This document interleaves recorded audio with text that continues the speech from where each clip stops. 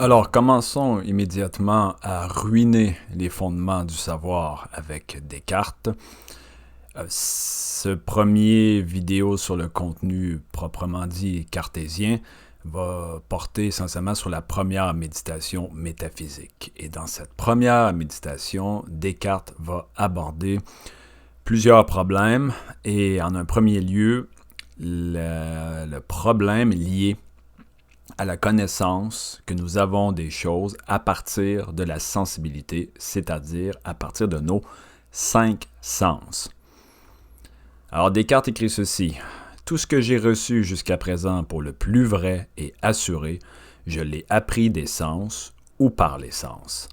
Or, j'ai quelquefois éprouvé que ces sens étaient trompeurs. Et il est de la prudence de ne se fier jamais entièrement à ceux qui nous ont une fois trompés. » Alors Descartes dit, ce que j'ai appris pour beaucoup de mes connaissances était fondé sur les sens. Et tout le monde a déjà réalisé justement que les sens étaient trompeurs. Et en ce qui concerne la révolution copernicienne, eh bien c'est vraiment évident. Nous nous étions fiés à nos sens depuis très longtemps et ces sens ne nous donnaient pas la vérité de ce qui constituait le monde et plus particulièrement donc le soleil et la terre et la question de leur mouvement. Mais on peut, juste pour le plaisir, regarder un ensemble d'illustrations qui nous présentent le fait que nos sens nous trompent sur ce qui nous semble être la réalité. Alors, tout le monde a déjà vu ce genre de choses, c'est toujours le fun. Si on se pose la question, est-ce que ça tourne ou ça tourne pas? Et là, d'un certain point de vue, on se dit, ouais, ça tourne. Je vois tourner les cercles. OK. Mais en même temps, on dit, non, ces cercles sont des dessins fixes sur l'écran, ou si on les avait sur une feuille, ils ont été dessinés fixes. Il n'y a pas de motion à proprement dit dans la physique. OK? C'est simplement une illusion que produit mon cerveau, OK? Et ces objets ne tournent pas. Bon, voilà, c'est assez facile. OK? Mais en même temps, c'est difficile de ne pas les voir tourner. On les voit tourner. Et donc, il y a comme une espèce d'ambiguïté avec les sens. Ils tournent ou ils ne tournent pas? Ben, d'un certain point de vue, ils tournent ou ils ne bougent pas. Puis d'un autre point de vue, ils tournent et ils bougent. Si on est dans une perspective de tentative de description de la réalité hors de notre perception, hors de nos sens, nous allons dire qu'il ne bouge pas. Si nous regardons les choses à partir de nos sens, nous allons dire il bouge. Et nous avons là une contradiction. Et on voit déjà que les sens causent des problèmes dans la connaissance. Parce que la connaissance, pour être fondée en vérité, ne peut pas reposer sur une contradiction. C'est-à-dire, je ne peux pas dire, par exemple, cet objet à la fois tourne et ne tourne pas. Parce que si je dis ça, je dis une chose et son contraire en même temps, et donc je ne suis pas capable d'établir la vérité de la chose en question. Alors, toujours pour le plaisir des yeux, on a toujours justement ce même problème. Et ce qui est intéressant quand on regarde ce type d'illusion, c'est qu'on peut fixer l'objet à différents endroits et nos sens nous le présentent comme ne bougeant plus et on change un peu le regard de place et on recommence à voir les choses bouger et on sent que ce n'est pas normal. Alors, petite illusion pour le plaisir des yeux, le pont qui devient bateau, le bateau qui devient pont. Vous voyez ici cette illustration du peintre Escher qui a beaucoup joué avec justement cette problématique des sens. Et c'est très intéressant parce que cette représentation nous montre quelque chose qui est impossible. Il y a des individus qui montent toujours sans jamais monter et en même temps d'autres qui descendent toujours sans jamais descendre.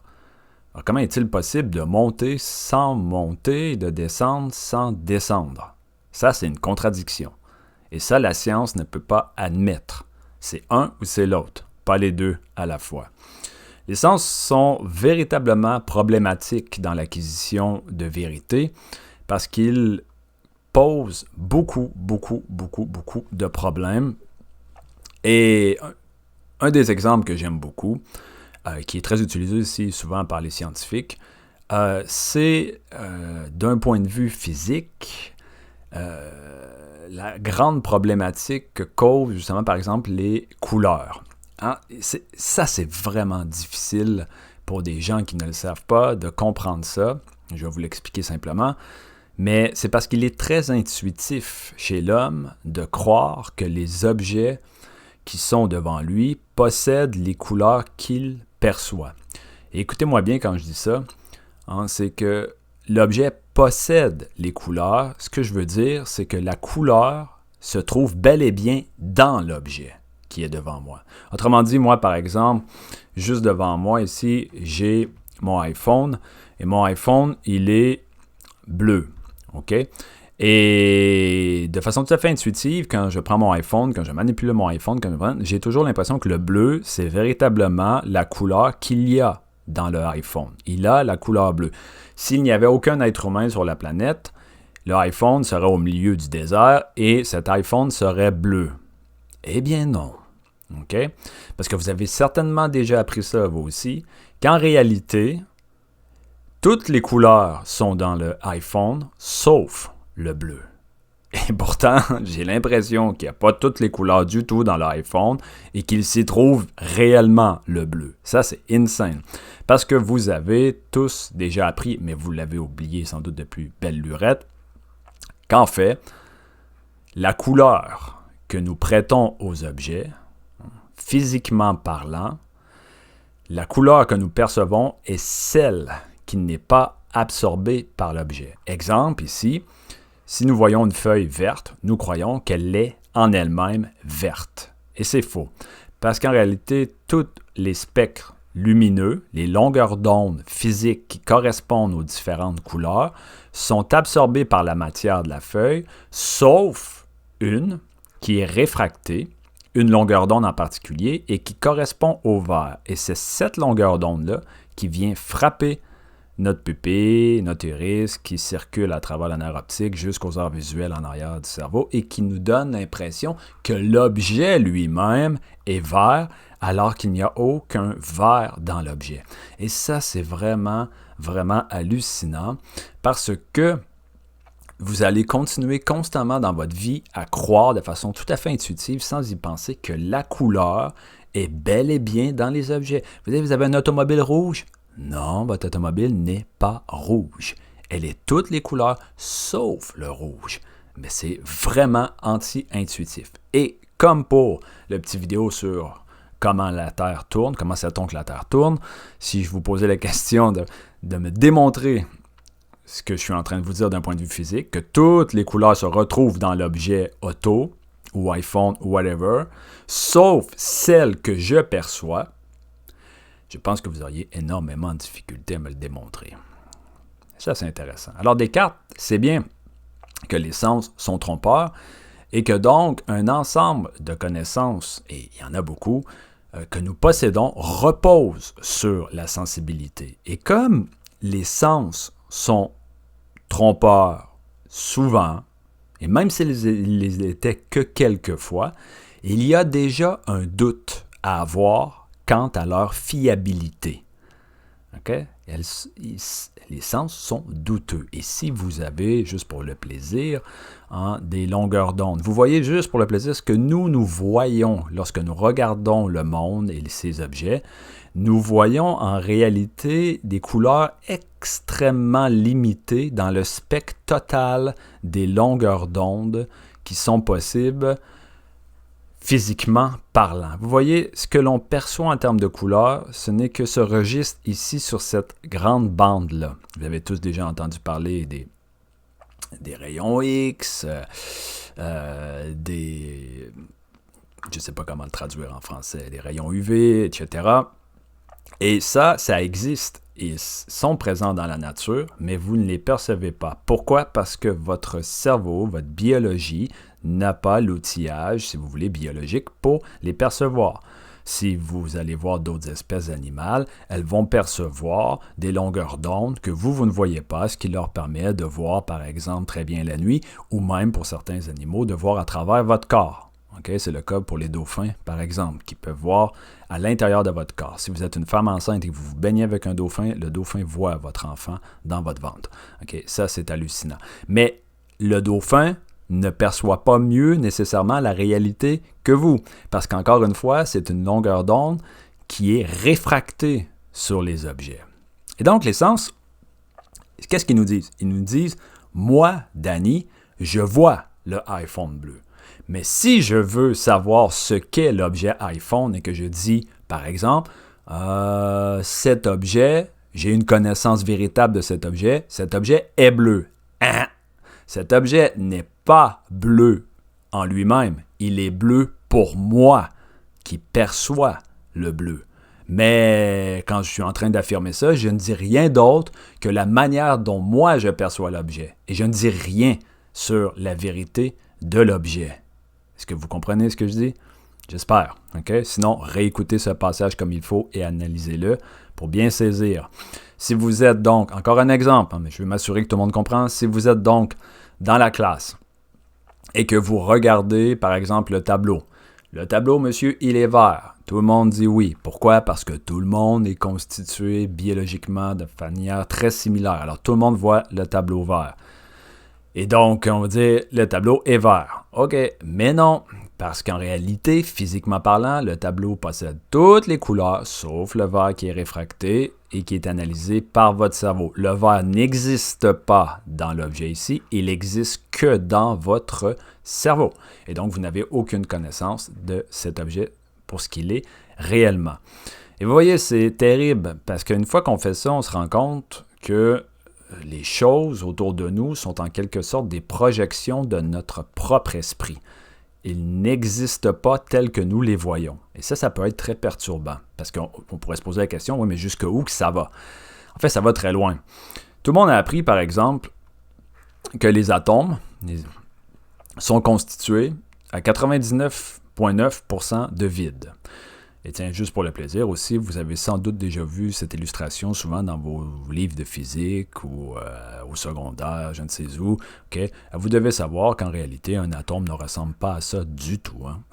Ça ne ressemble pas à ça du tout. C'est un des premiers modèles atomiques qui a été donné au début de la connaissance, proprement dit, des atomes. Nous en sommes aujourd'hui au 5e modèle, et ce modèle ne ressemble à rien de cela. Dans le fond, on vous l'illustre avec des petites billes, des petites balles pour que vous puissiez l'imaginer, mais ça ne correspond pas à cela du tout. Je parle sur ce, on vous dit que donc les atomes sont constitués à 99% de vide. Alors si je reviens à mon tableau et que je veux encore, par exemple, mieux comprendre quel est cet objet. Alors imaginons que je suis naïf, je dis cet objet, il est vert. OK, c'est vrai, on est naïf, OK, c'est vrai. Maintenant, je pourrais prendre ma main, prendre un autre sens, et toucher le tableau. Et là, je pourrais dire, ce tableau, il est dur, plein et lisse et étendu, continu. Hein, je touche et ma main va toujours suivre une surface lisse et étendue, pleine. Ah ouais? Alors, comment est-ce que c'est possible? Parce que si vous dites ce tableau, il est constitué d'atomes et que vous dites qu'il est plein, mais que vous allez voir le prof de physique et que le prof de physique vous dit, non, le tableau, oui, il est constitué d'atomes, mais les atomes sont constitués à 99,9% de vide. Hein? Donc, ce tableau, il est à 99,9% vide, mais comment se fait-il que ma main ne tombe pas dans le tableau? Ça, c'est étrange, OK? Alors, quand vous dites que le tableau est plein, lisse, continu et vert, ce que vous êtes en train de dire, vous dites, ce tableau tel que je le perçois à partir de mes sens et de mon corps, est plein, vert, lisse et vert. Mais en réalité, je n'ai aucune idée de ce qu'est cet objet. Et c'est ça qui est assez fou, parce que c'est la même chose avec votre iPhone et c'est la même chose avec votre voiture. Okay? Et donc, une des raisons qu'on peut invoquer, tout simplement, c'est que votre main, la manière dont elle est articulée, configurée, si vous voulez, biologiquement, elle n'a pas la capacité de sentir justement les atomes et elle n'a pas la capacité de sentir, si vous voulez, le vide dans les atomes. Elle est grossière, votre main. Elle est trop grosse, elle n'a pas de sensibilité assez fine pour comprendre réellement la physique du tableau. Ce n'est qu'une illusion engendrée par votre cerveau à partir de votre sens du toucher. Mais ce n'est rien de l'objet. Encore une fois, si vous avez de la difficulté à comprendre, réécoutez attentivement ce que je viens de dire. Alors, qu'est-ce que ça fait, cela? Ça fait en sorte que Descartes va nous dire toutes les connaissances que nous avons acquises à partir de la sensibilité, et je le répète, il y en a beaucoup, elles ne sont potentiellement pas valides et elles ne peuvent pas être des candidates à la vérité que nous recherchons. Et ça, donc, ça signifie que tout ce que vous voyez, touchez, sentez, goûtez, entendez est potentiellement faux, douteux, incertain. En tout cas, ça ne peut pas être quelque chose de vrai avec un grand V. Descartes va faire une remarque. Si vous lisez les méditations métaphysiques, vous allez voir que cela va devenir à la fin de la deuxième méditation. Mais il va faire une remarque très importante lorsqu'il étudie la capacité des sens à percevoir la réalité ou la vérité des choses. Il va prendre un exemple très intéressant. Il va prendre un morceau de miel. Alors, il va nous dire, imaginons que nous prenons un morceau de miel et ici, regardons un morceau de miel qui est sorti de la ruche et analysons-le avec nos sens. Alors, nous allons constater qu'il est dur, avec le toucher, sans doute collant un peu. Si nous le goûtons, il va avoir un certain goût. Je ne sais pas exactement ce que ça goûte. Ça doit être sucré un peu, j'imagine, bien sûr. Nous le regardons, nous voyons qu'il a une certaine forme, qu'il présente certaines couleurs, etc. Nous pouvons le cogner contre la table, par exemple, et nous allons entendre un certain son, etc., etc. Donc, nous allons obtenir des caractéristiques de cet objet qui nous sont données par les sens. Maintenant, prenons le morceau de miel et plaçons-le au-dessus d'une flamme, au-dessus du feu. Qu'est-ce que nous allons constater? Bien sûr, il va changer de forme. Okay? Il va fondre. Et si nous avons maintenant la représentation du miel fondu, il faut voir que dans le passage de cette forme à cette forme, tout ce qui constitue nos sens va changer. Okay? Si on y goûte, je n'ai pas fait l'expérience, mais il paraît que ça ne goûte plus exactement la même chose. Okay? Si on le touche, ça va pas toucher, on ne va pas obtenir la même sensation. Okay, ça va faire, je ne sais pas, moi, flop, flop, flop, flop, j'en ai aucune idée. Si on essaie justement d'émettre un bruit avec, justement, on va entendre un flop, flop, flop, flop, flop, flop, okay, un truc du genre. La couleur change aussi un peu, etc. Et dans le fond, ce que dit Descartes, c'est que nous avons le même morceau de miel, mais à cause qu'il a changé, à cause que nous l'avons fait fondre, les sens nous donnent une autre observation. Imaginons que nous avons un enfant et que c'est la première fois qu'il voit cela, ici. Maintenant, l'enfant s'en va faire pipi, et pendant qu'il fait pipi, on fait fondre le morceau de miel, et quand il revient, il voit ça sur la table. L'enfant, avec ses sens, ne sera pas en mesure de savoir qu'il s'agit du même objet. Pas du tout. Il risque de considérer qu'il s'agit de deux objets différents, alors qu'il s'agit du même. Parce que les sens ne lui permettront pas de savoir que c'est un morceau de miel. Et Descartes cherche à comprendre qu'est-ce qui demeure identique, en fait, dans les deux situations. Et dans les deux situations, ce qui va demeurer stricto sensu identique, c'est que peu importe ce qu'on obtient avec nos sens, dans les deux cas, la chose en question occupe un espace. La chose est étendue. Donc, être étendu, ça signifie tout simplement occuper un espace. Et Descartes conçoit que peu importe l'objet dont on parle, le iPhone, la voiture, etc., peu importe qu'il soit véritablement rouge ou non, dur ou non, tous ces objets que nous percevons occupent un espace et il va être apporté à une certaine considération. Il va dire l'entendement, alors l'entendement ça peut être utilisé comme un synonyme de raison ici, mieux que l'imagination. L'imagination, ça fait référence essentiellement au sens ici. Dans le mot imagination, vous avez un mot de même famille, image. Et bien sûr, les images requièrent les sens. Alors, la raison mieux que les sens nous permet de connaître, et ici de reconnaître ce qu'est la cire. Ce qu'est la cire, ce n'est pas ce que je touche, ce que je goûte, ce que je vois, ce que je sens. La cire, ce qui ne change pas et qui demeure toujours vrai, c'est le fait qu'elle occupe un espace. Et Descartes va dire déjà là, il vaut mieux aborder les choses du monde en premier lieu comme étant tout simplement des choses étendues. Il faut donc que je tombe d'accord que je ne saurais pas même concevoir par l'imagination ce que c'est que cette cire et qu'il n'y a que mon entendement seul qui le conçoive. L'étendue est la capacité pour des corps à occuper de l'espace. De la matière, il ne reste que quelque chose de fort passif, un simple réceptacle, l'étendue.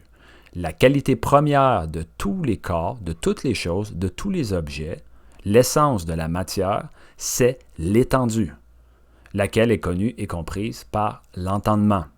Okay? Donc, tout ce que nous livrent les sens, on sait que c'est douteux. Pour tout de suite, ce que l'on peut mieux concevoir avec certitude, c'est que peu importe ce que nous donnent les sens, les choses sont des corps étendus dans l'espace. Voilà, Descartes va en arriver à cette considération avec sa méditation sur les sens. Mais maintenant, est-ce qu'on peut aller plus loin? Bien sûr qu'on peut aller plus loin. Est-ce qu'on peut douter plus en profondeur? Bien sûr. Et vous allez voir, ça, c'est vraiment génial ce qu'il va faire par la suite. Descartes va établir une expérience de pensée qu'on va appeler l'argument du rêve ou de la folie. C'est lui-même qui le mentionne, hein, parce que pensez ça, nous dit Descartes. Sérieux, il y a des gens qui vont dire « vous êtes complètement fou ». Mais Descartes, sait très bien que la différence entre le fou et lui, c'est que lui, il est rationnel et qu'il utilise cet argument pour faire une expérience de pensée. Alors que disons que la personne folle ne sait pas qu'elle est folle, donc elle ne peut pas utiliser rationnellement des arguments semblant fous. Okay? C'est une grande distinction à établir entre les deux. Alors, regardez bien ce qu'écrit Descartes. Combien de fois m'est-il arrivé de songer, la nuit, que j'étais en ce lieu, que j'étais habillé, que j'étais auprès du feu, quoique je fusse tout nu dedans mon lit? Il me semble bien à présent que ce n'est point avec des yeux endormis que je regarde ce papier, que cette tête que je remue n'est point assoupie, que c'est avec dessein et de propos délibérés que j'étends cette main, et que je la sens. Ce qui arrive dans le sommeil ne me semble point si clair ni si distinct que tout ceci. Mais en y pensant soigneusement, je me ressouviens d'avoir été souvent trompé lorsque je dormais par de semblables illusions. Et m'arrêtant sur cette pensée, je vois si manifestement qu'il n'y a point d'indice concluant, ni de marque assez certaine par où l'on puisse distinguer nettement la veille d'avec le sommeil, que j'en suis tout étonné, et mon étonnement est tel qu'il est presque capable de me persuader que je dors. Supposons donc maintenant que nous sommes endormis, et que toutes ces particularités-ci, à savoir que nous ouvrons les yeux, que nous remuons la tête, que nous étendons les mains et choses semblables ne sont que de fausses illusions et pensons que peut-être nos mains, ni tout notre corps, ne sont pas tels que nous les voyons. Oh, qu'est-ce que ça signifie, cela? Ça signifie simplement que Descartes est en train de dire qu'en fait, il ne sait pas exactement en réalité s'il rêve ou s'il est éveillé. Il n'a aucun critère lui permettant d'être certain qu'au moment même où il est en train d'écrire ses méditations, où il réfléchit, qu'il n'est pas en train de dormir et de rêver. Et là, il faut comprendre à quel point c'est puissant et profond. La question que je pose souvent aux étudiants lorsqu'il y a des cours normaux en classe, c'est « Expliquez-moi comment vous savez qu'actuellement, vous n'êtes pas en train de rêver. » Les étudiants sont dans la classe, ils m'écoutent, ils sont là, ils sont assis. Et je leur dis, peut-être que tout ça, c'est un rêve. Peut-être que toi, tu crois que tu es réveillé. Mais en fait, tu dors. Comment tu peux t'assurer que ce n'est pas le cas? Okay? Et là, les étudiants aiment beaucoup se débattre avec cette question parce qu'on n'aime pas trop ce que ça fait. Et Descartes le sait parfaitement. Il dit, il y a quelque chose qui fait en sorte que je me persuade que je ne suis pas en train de dormir actuellement. Mais je ne peux pas en être certain. Okay? Peut-être que tout cela, c'est un rêve, une illusion, et que si j'avais accès à la réalité serait vraiment complètement différente de ce que je pense et perçois. Alors, comment savons-nous que nous ne sommes pas en train de rêver? Alors, les étudiants, ils vont souvent me dire, une des premières remarques qu'ils vont sortir, c'est « Dans mes rêves, je rêve à des choses impossibles. Je perçois des choses impossibles. Je sais pas, moi, je rêve que je vole dans les nuages, je rêve à des monstres, hein, dans les cauchemars, par exemple. OK, j'ai l'impression qu'il y a justement des couleurs étranges que je ne perçois pas d'habitude, etc., etc., etc. OK? Dans les rêves, il y a des éléments, des choses qui n'existent pas dans la réalité, des licornes, etc. Ouais, c'est intéressant. Est-ce qu'on peut trouver d'autres arguments pour savoir si on est en train de rêver ou non? Il y a des gens qui vont dire que, par exemple, il leur arrive dans leur rêve de se rendre compte qu'ils rêvent. OK? Et donc, s'ils sont en train de se rendre compte qu'ils rêvent, c'est sans doute parce qu'ils ont accès à une réalité autre que celle du rêve. OK. Est-ce qu'il y a d'autres choses? Alors, revenons sur la première affirmation. L'argument le plus fréquent, justement, c'est celui de nous dire que nous rêvons à des choses qui n'existent pas dans la réalité. Mais là, on ne respecte plus ce que Descartes vient de faire quand on dit cela. Pourquoi? Parce que Descartes vient de démontrer que tout ce que l'on perçoit avec nos sens est incertain. Et si vous utilisez un argument qui relève de votre sensibilité pour démontrer que nous ne sommes pas en train de rêver, eh bien, vous n'avez pas bien suivi la méthode de Descartes. Les licornes, ça provient d'une perception sensible. Ça vient de ma vision. OK? Qu'est-ce que je vous ai dit tantôt? Je vous ai dit que ce que vous percevez avec les sens, ce n'est pas réellement dans les objets, c'est produit par votre cerveau. Ah ah! La licorne aussi, elle est produite par votre cerveau. Descartes dit que tout ce qui provient des sens est incertain et douteux. Alors, vous ne pouvez pas utiliser un argument qui repose sur les sens pour démontrer que vous n'êtes pas en train de rêver, puisqu'ils sont douteux, qu'ils sont potentiellement faux. Alors, si vous utilisez cela, vous ne pouvez pas battre, si vous voulez, cette question, la solutionner. Si vous dites, dans les rêves, parfois, j'ai l'impression ou je sais que je suis en train de rêver, eh bien, il est possible que actuellement vous ayez la même réflexion. Je sais que je ne suis pas en train de rêver. Et c'est tout. Il n'y a rien d'autre à ajouter. Parce que tout ce que vous percevez autour de vous est potentiellement juste une création de votre esprit et vous vous dites tout simplement dans votre tête, je ne suis pas en train de rêver. Mais en fait, ça ne change rien. Ça ne change absolument rien. OK?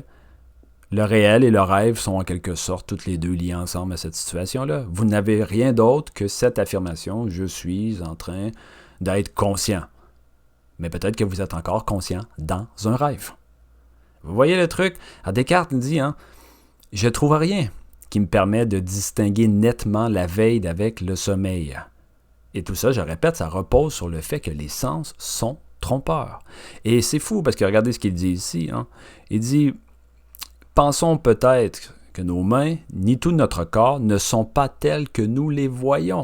Vous voyez, peut-être qu'on est tous en train de dormir de plus belle lurette et qu'un jour, on va se réveiller et qu'on va se rendre compte qu'on ne ressemble pas du tout à ce que l'on croit, que l'on perçoit. Peut-être que Descartes ressemble à ça en réalité. Vous voyez? Et le morceau de cire ici, okay? Peut-être que Descartes ressemble à ça, peut-être qu'il ressemble à ça en réalité. Mais à chaque fois qu'il s'est perçu et à chaque fois que les autres l'ont perçu, ils croient à ça, mais ça, c'est une image créée par leur cerveau. C'est un fantasme dans un rêve, etc. Pire que ça, je peux enfoncer le clou si vous voulez. Comment est-ce que vous savez qu'il y a d'autres individus dans le monde? Parce que vous les entendez, parce que vous les touchez, parce que vous les voyez avec vos yeux. Vous savez qu'il y a d'autres individus parce que vous les percevez avec vos sens. OK? Maintenant, quand vous rêvez, habituellement, parce que là, on ne sait plus trop si on rêve ou non. Quand vous rêvez habituellement, très souvent, j'imagine que dans vos rêves, il y a d'autres personnes, il y a d'autres individus. Or, qui sont ces individus? Si je rêve à ma mère reste en Abitibi. C'est à 700 km d'ici. Alors, quand je me réveille dans mon lit, puis je me dis, oh, j'ai rêvé à ma mère. La personne à qui j'ai rêvé, est-ce que c'est ma vraie mère? Autrement dit, est-ce que ma mère a parcouru 700 km pour venir dans mon rêve et là, j'ai échangé avec? N'importe qui va dire, voyons, c'est absurde. Alors, qui sont les autres dans votre rêve? C'est vous. Eh oui, ça c'est fou, on n'y pense pas, mais c'est vrai. Si le rêve est produit par votre cerveau, tout ce qui est dans votre rêve provient de vous.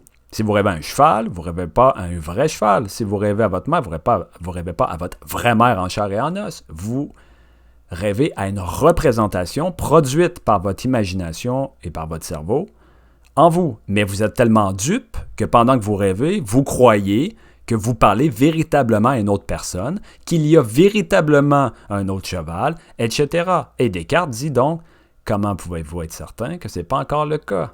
Alors ça commence à être vraiment troublant. Parce que les autres que vous voyez autour de vous, vos parents, la ville autour de vous, il se peut très bien que tout cela ne soit qu'une illusion et que vous soyez depuis toujours en train de rêver, et pire, peut-être que vous êtes seul au monde en train de rêver. C'est absolument insane. Okay? Et vous devez savoir que ce genre de considération-là, ça ne relève pas du tout de la maladie mentale. Parce que pour être capable de penser comme ça et de conserver justement la tête froide, il faut être très rationnel. Okay? Donc, allez pas dire que Descartes est malade, ça n'a pas rapport, au contraire. Okay? Pas du tout, c'est l'inverse. Okay? Mais vous devez savoir que ce genre de considération-là, c'est établi depuis très longtemps, depuis des millénaires. Okay? Je vais juste ouvrir une parenthèse ici, mais s'il y a des gens entre vous qui s'intéressent, par exemple, aux philosophies indiennes, si vous vous intéressez à vos religions, je ne sais pas si on peut appeler ça une religion, pas vraiment, mais si vous vous intéressez par exemple au bouddhisme, vous allez voir que vous allez retrouver exactement ça et que c'est pris très au sérieux et qu'il y a plusieurs millions de personnes dans le monde qui pensent, en quelque sorte, selon leur religion, que la réalité telle qu'elle est perçue, ce n'est qu'un voile, ce qu'on appelle dans la religion ou dans la philosophie bouddhiste, le voile de la Maya. Et la Maya, c'est l'illusion. Et ça, c'est très troublant. Alors, Descartes utilise ça pour nous dire, vous voyez, au stade où nous en sommes actuellement, vous ne pouvez pas savoir si la réalité au complet n'est pas que le produit de votre propre imagination. Au même titre où le verre n'est pas dans le tableau, mais dans votre esprit, il se pourrait que toute la réalité soit dans votre esprit.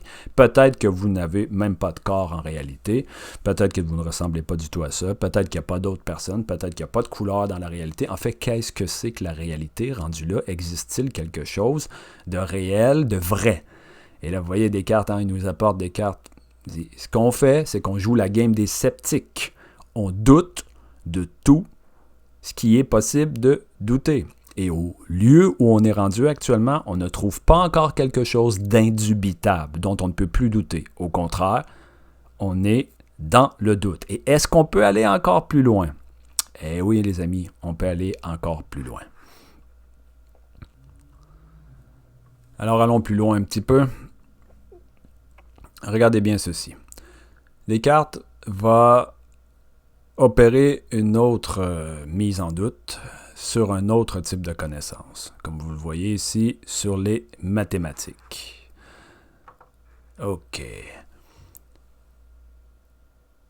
Je lis, et je vous explique ce que ça signifie par la suite. Il dit « Il faut toutefois avouer qu'il y a des choses encore plus simples et plus universelles. » Descartes ici parlait des objets que l'on peut percevoir dans la vie concrète.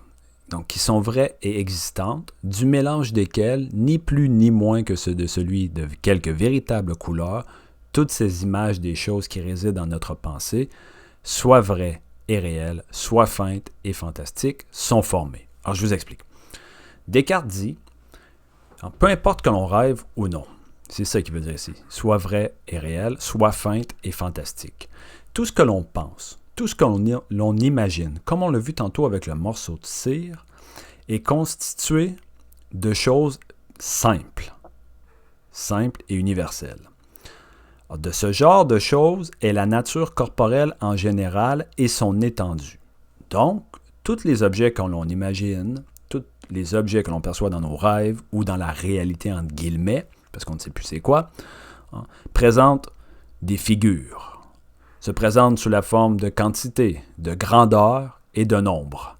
Autrement dit, je peux rêver à un cheval, Alors, même si les couleurs du cheval ne sont pas réelles, même je ne sais même pas s'il y a un vrai cheval, peut-être que je suis en train de rêver, justement, ben, il y a une forme, il y a une hauteur, il y a justement il pourrait y avoir 2 chevals, OK? Et Descartes dit, il faut donc considérer maintenant ce genre de choses, ce genre d'éléments plus simples. Et en fait, ce genre d'éléments plus simples, c'est ce qui relève, grosso modo, de la mathématique. OK?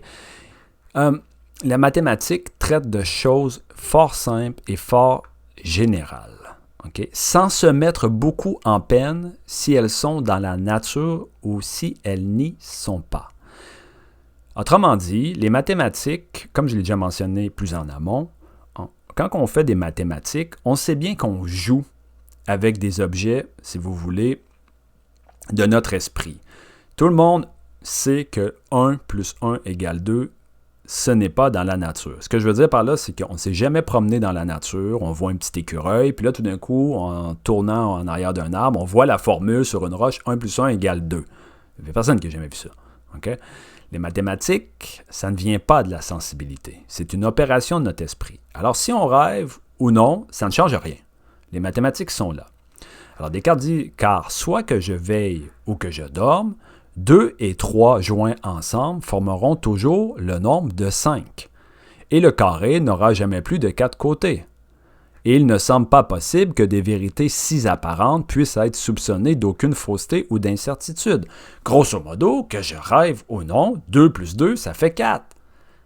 Comment est-ce qu'on peut remettre ça en doute? On ne peut pas remettre la mathématique en doute. On s'en fout s'il y a une réalité ou non. On s'en fout. Peut-être qu'on n'a même pas de corps ou non. Au moins, 2 plus 2, ça fait 4. Là, vous allez dire, wow, c'est ça la première vérité. OK? Je vous avertis, quand vous allez trouver la première vérité, OK, sortez pas le champagne, imaginez pas les feux d'artifice, puis wouhou, la grosse musique. Non, parce que ça relève des sens. Et de toute façon, c'est pas certain. OK? Mais c'est pas grave, allons pas trop vite. 2 plus 2, ça donne 4. Je peux pas remettre ça en doute. La somme intérieure des angles d'un triangle, ça donne 180 degrés. Essayez d'imaginer un triangle dont la somme intérieure des angles ne donne pas 180 degrés. Essayez-vous. Ou essayez d'imaginer un cercle carré. Est-ce que vous avez déjà vu un cercle carré dans un rêve? Est-ce que vous en avez déjà vu dans la réalité? Non, c'est parce que les mathématiques sont vraies. Elles sont exactes. On ne peut pas en douter. Du moins, c'est ce qu'on pourrait croire. Mais Descartes va trouver le moyen d'y appliquer un doute. Et regardez bien ce qu'il dit. Il dit, toutefois, il y a longtemps que j'ai dans mon esprit une certaine opinion qu'il y a un Dieu qui peut tout et par qui j'ai été créé et produit tel que je suis.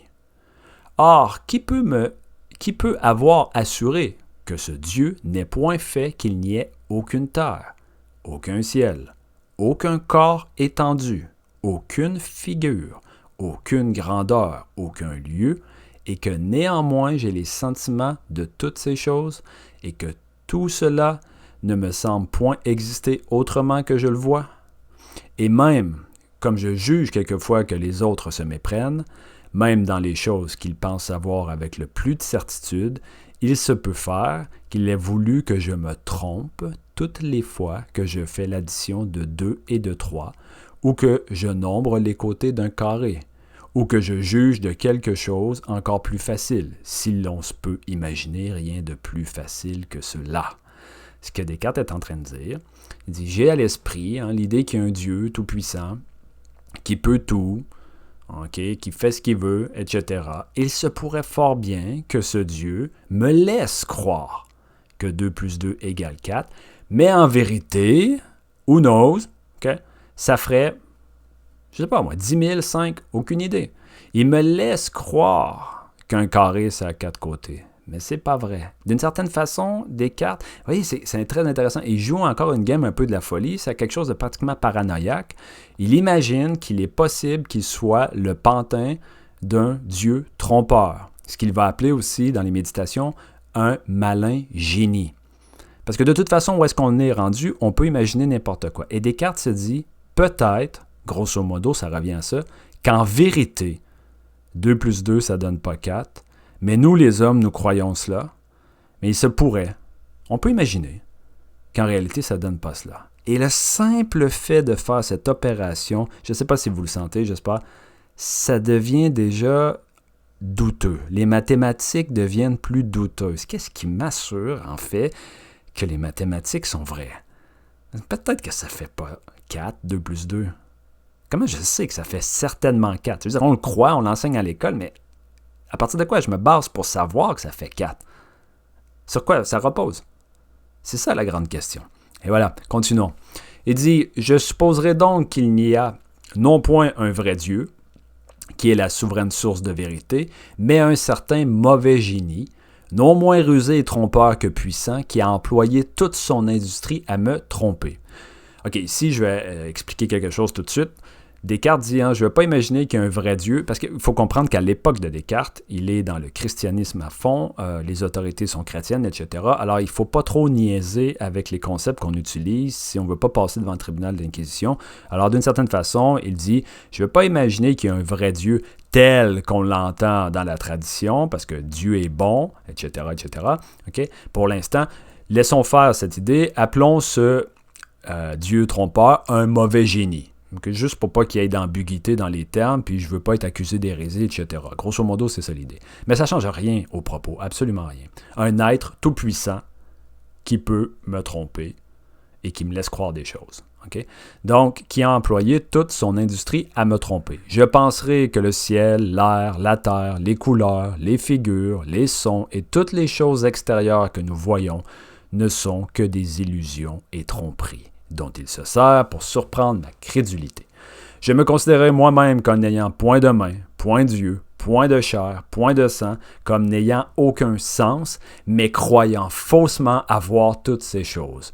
Je demeurerai obstinément attaché à cette pensée, et si, par ce moyen, il n'est pas en mon pouvoir de parvenir à la connaissance d'aucune vérité, à tout le moins, il est en ma puissance de suspendre mon jugement. C'est pourquoi je prendrai garde soigneusement de ne point recevoir en ma croyance aucune fausseté et préparerai si bien mon esprit à toutes les ruses de ce grand trompeur que, pour puissant et rusé qu'il soit, il ne pourra jamais rien imposer. C'est vraiment génial. OK? Il est en ma puissance de suspendre mon jugement. Okay? Peut-être que je ne parviendrai à aucune vérité, mais au moins, je vais suspendre mon jugement et je ne me laisserai pas berner. Je ne tomberai pas dans la double ignorance. Je ne me mettrai pas tout d'un coup à croire des choses qui sont mal fondées et qui sont douteuses. Alors, nous en sommes là. Et moi, je vous pose déjà la question ici. Qu'est-ce qu'on peut trouver de certain après cela? Est-ce que ça existe? Vous voyez, donc, c'est ça. Un vrai sceptique, c'est quelqu'un qui trouve des arguments pour insérer un doute dans toutes vos croyances. Et Descartes, il est très fort. Okay? Vous voyez déjà, j'imagine, avec ce que je viens de vous montrer, que vous avez entre les mains, en tout cas, des outils assez hallucinants pour mettre à mal l'ensemble des croyances de tous vos proches, de tous vos contemporains.